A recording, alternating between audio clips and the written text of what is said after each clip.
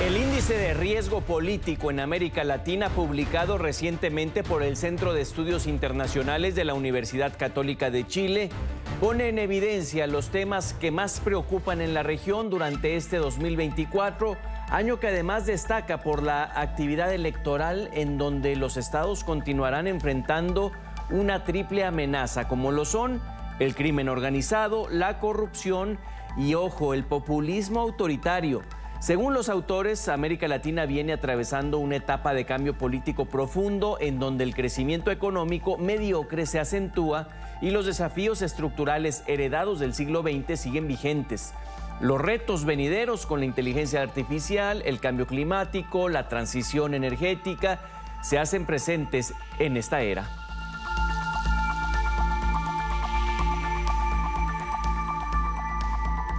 Es un gusto saludar a esta hora a Jorge Saad, director del Centro de Estudios Internacionales de la Universidad Católica de Chile. Jorge, bienvenido a NTN 24.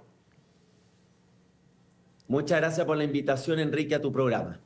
¿De qué sirve identificar los riesgos? ¿Pueden surgir políticas públicas a partir de ahí? ¿Los estados están atentos al informe de ustedes?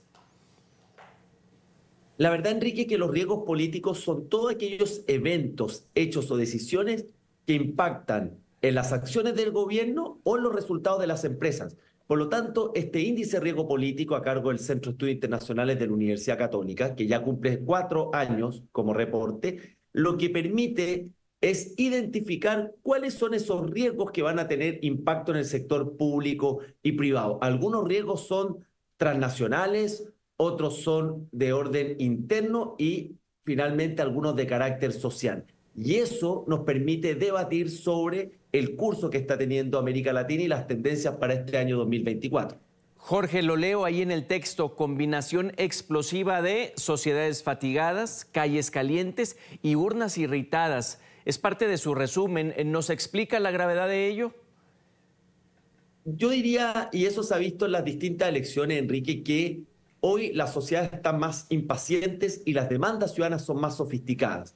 Pensemos que en la década del 2000 hubo un cambio social importante en América Latina, especialmente por el alza de los precios de los commodities, con una China que crecía al 10% y que por lo tanto la demanda global por los commodities y materias primas latinoamericanas era muy alta. Eso generó un cambio social donde cerca de 100 millones de latinoamericanos salieron de la pobreza.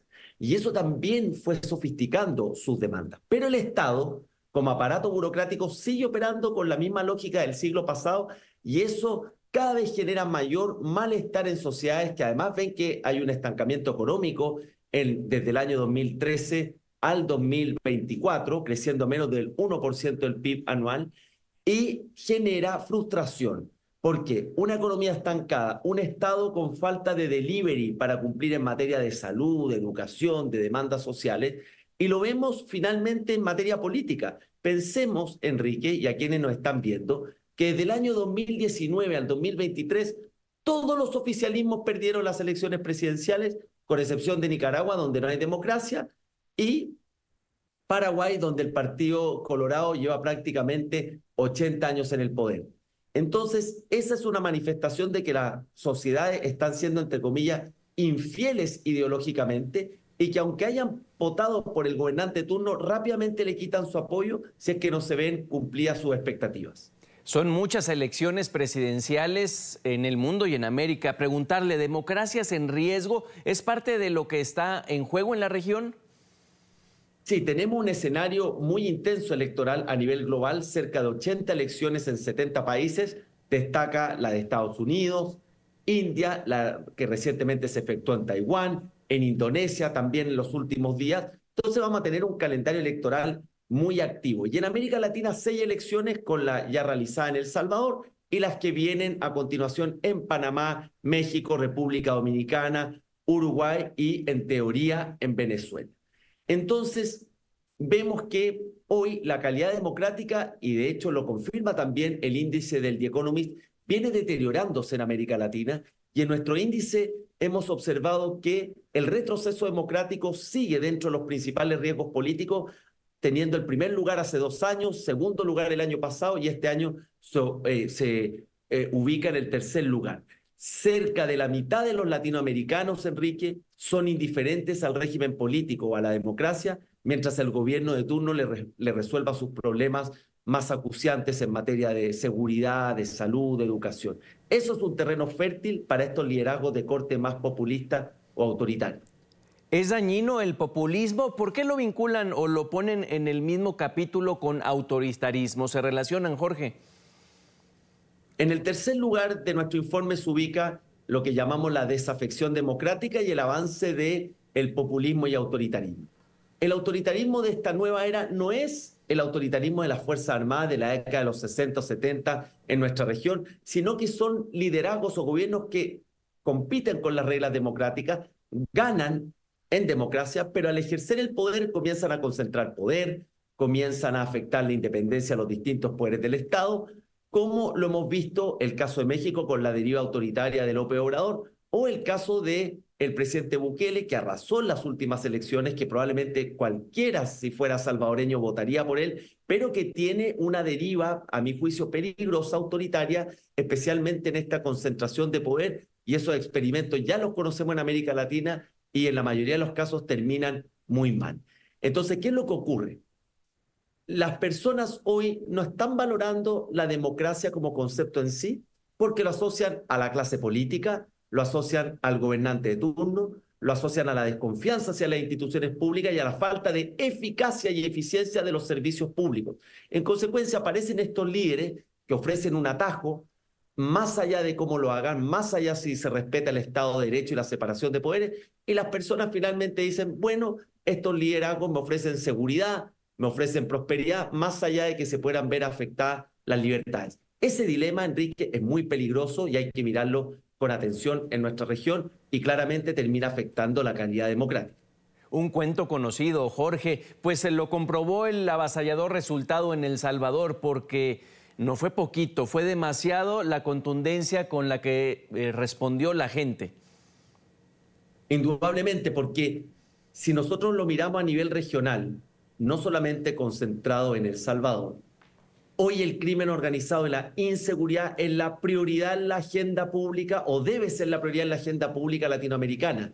Ya no tenemos un problema de crimen organizado en Colombia o México como tradicionalmente se asociaba, sino que se ha extendido en la región. Tenemos países que tradicionalmente eran seguros, como Chile, como Uruguay, que también están enfrentando problemas, y el caso simbólico de Ecuador, que aumentó el nivel de homicidios cada 100.000 habitantes en un 800% en solo 5 años.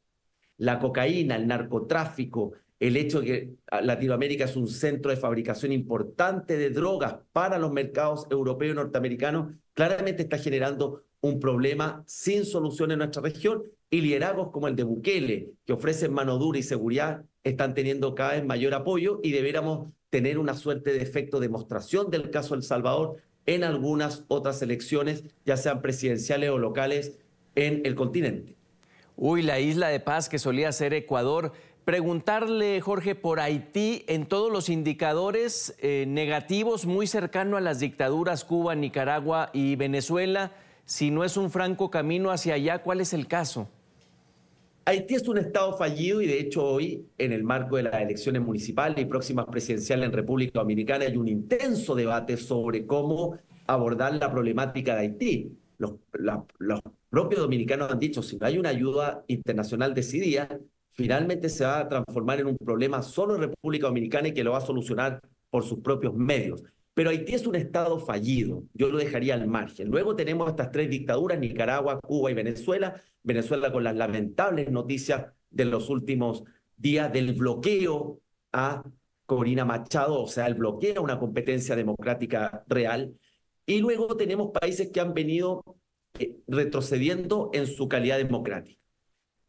Si nosotros vemos los temas estructurales, Enrique, diríamos que hay 3 grandes temas en la región más allá de la coyuntura.